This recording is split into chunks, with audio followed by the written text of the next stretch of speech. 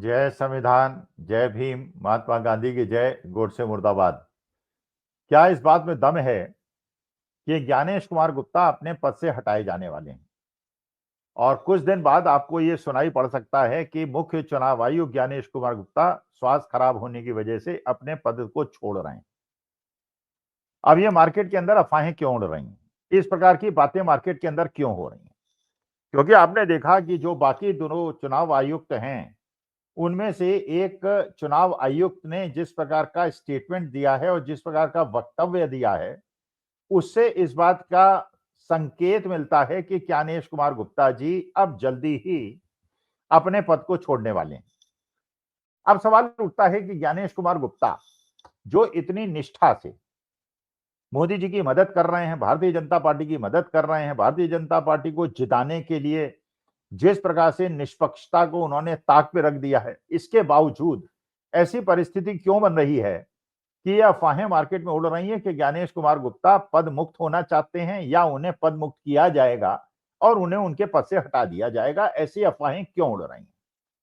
अब इस बात का विश्लेषण करते हैं तो ये समझ में आता है। देखिए, ये जो जिस प्रकार की आज की देश की राजनीति है और जिस प्रकार की सत्ता देश के अंदर चल रही है, जिसके दिमाग में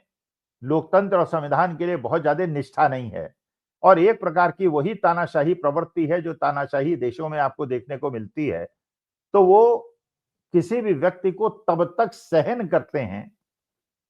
जब तक कि वो आदमी उनके लिए इनकन्वीनियंस क्रिएट नहीं कर देता। और जब उनको लगता है कि उनके लिए इनकन्वीनियंस क्रिएट होने लगी है, उनके लिए परेशानी क्रिएट होने लगी है और उनकी छवि पे उसका इंपैक्ट पड़ने लगा है, तब उस आदमी को वो अपनी छवि को बचाने के लिए पद मुक्त कर देते हैं या उन्हें बाहर का रास्ता दिखा देते हैं। क्योंकि आज के तारीख में जो सारी की सारी भारतीय जनता पार्टी की राजनीति है, वो भारतीय जनता पार्टी के मूल सिद्धांतों में नहीं है। वो भारतीय जनता पार्टी की जो पुरानी नीतियां थी उसमें नहीं है, जो जनसंघ की नीतियां थी उसमें नहीं है, अटल बिहारी वाजपेयी, बलराज मधोक, दीनदयाल उपाध्याय की नीतियों में नहीं है। अब जो मोदी जी की भारतीय जनता पार्टी हो अलग प्रकार की वो है, जहां अटल जी कहते थे कि मुझे अगर एक वोट लेने के लिए भी कुछ कंप्रोमाइज करना पड़ेगा तो मैं ऐसे पद को लात मार दूंगा। मोदी जी उन लोगों में से नहीं है, वो he is a different type of आज लीडरशिप उन्होंने प्रोवाइड कर रखी है देश के अंदर। और आपने देखिए कि आज के तारीख में अगर इलेक्शन लड़ा जाता है तो भारतीय जनता पार्टी इलेक्शन नहीं लड़ती है, मोदी जी के नाम पे इलेक्शन लड़ा जाता है और मोदी जी की छवि को सुधारने के लिए ही सारे भारतीय जनता पार्टी के प्रयास होते हैं। तो एवरीथिंग इज मोदी सेंट्रिक। पहले अटल जी का उपयोग जरूर होता था लेकिन भारतीय जनता पार्टी सेंट्रल पॉइंट पे होती थी। आपको याद होगा जब राजनाथ सिंह भारतीय जनता पार्टी के अध्यक्ष थे तो एक बार एक मीटिंग में अटल बिहारी वाजपेयी बैठे हुए थे, उनके घुटनों में दर्द होता है, आपको पता है, घुटने का ऑपरेशन भी हुआ था, घुटना उनका रिप्लेस भी हुआ था। और राजनाथ सिंह ने जब प्रवेश किया तो अटल बिहारी वाजपेयी खड़े होने लगे और राजनाथ सिंह ने उनके चरण छुए कि महाराज आप क्यों, आप तो मेरे पूज्य हैं। तो उन्होंने कहा कि तुम अध्यक्ष हो भारतीय जनता पार्टी के और मैं एक आपके द्वारा नियुक्त एक कार्यकर्ता हूं, तो इसलिए मैं आपके लिए खड़ा हो रहा था। मतलब ये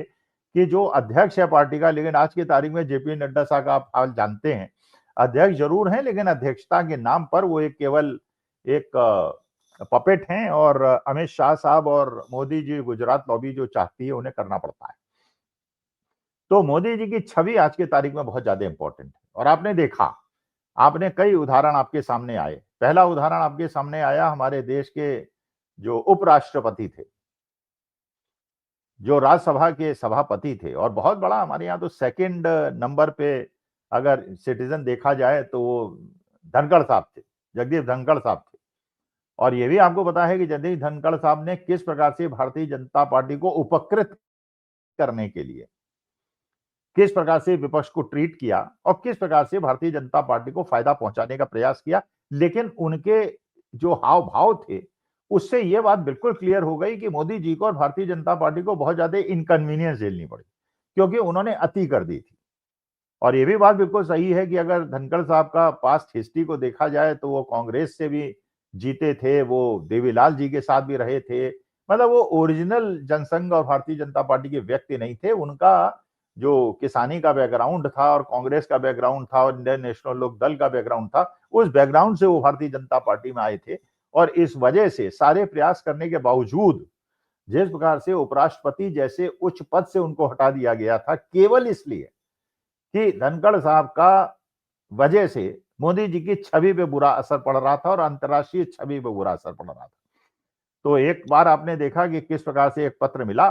और उसको प्रचारित किया गया कि धनखड़ साहब ने स्वास्थ्य कारणों से अपने पद से इस्तीफा दे दिया है और उसके बाद ये भी नहीं पता चला कि उनका स्वास्थ्य कैसा है। कोई मेडिकल बुलेटिन नहीं पता चला। वाइस प्रेसिडेंट ऑफ इंडिया के बाद उनको कोई मकान अलॉट नहीं किया, जबकि उनका अधिकार था एक कोठी अलॉट होने का। फिर उनको जो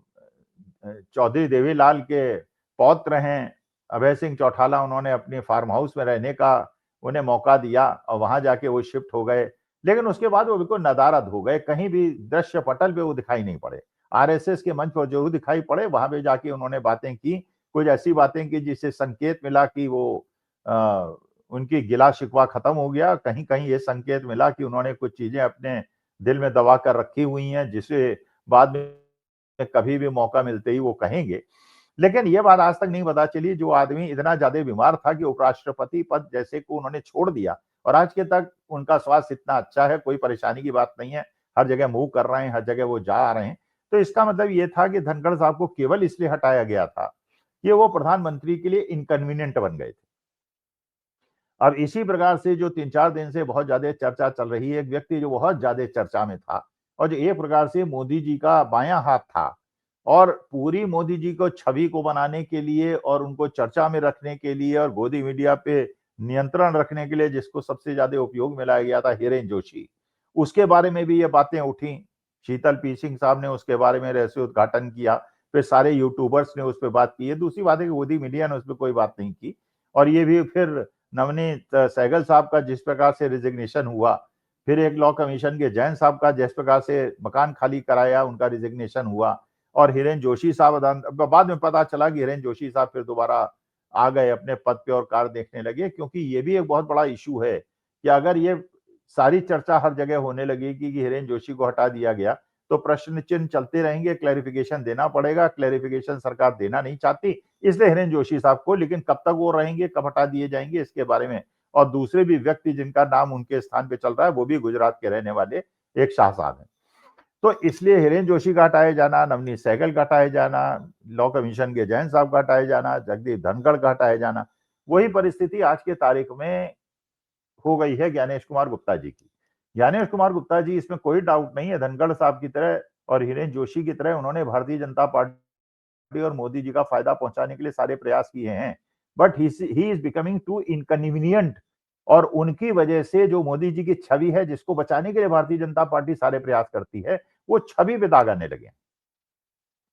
और इसलिए अब ये प्रश्न उठने लगा है कि जो उन्होंने मानदंड बना दिए हैं और जिस प्रकार से नियम को खेल कर दिया है, अब वो इतना ज्यादा मुश्किल हो रहा है कि भारतीय जनता पार्टी उनको हैंडल नहीं कर पा रही है। इसलिए जो दूसरे चुनाव आयुक्त सिद्धू साहब हैं, उनके माध्यम से स्टेटमेंट दिला के ज्ञानेश कुमार गुप्ता जी को एक इंडिकेशन दिया जा रहा है कि you have become too inconvenient for the Bharatiya Janata party and Modi ji. इसलिए किसी भी दिन हो सकता है हमको और आपको सुनाई पड़े कि ज्ञानेश कुमार गुप्ता जी का स्वास्थ्य ठीक नहीं है, इसलिए वो चले गए। हिरेन जोशी साहब के लिए भी खबर उड़ी थी कि विदेश चले गए और विदेश जाने के चक्कर में है, लेकिन अब तो क्योंकि वो प्रधानमंत्री कार्यालय में दोबारा आ गए हैं तो वो बात तो नहीं हो रही है। लेकिन आज के तारीख में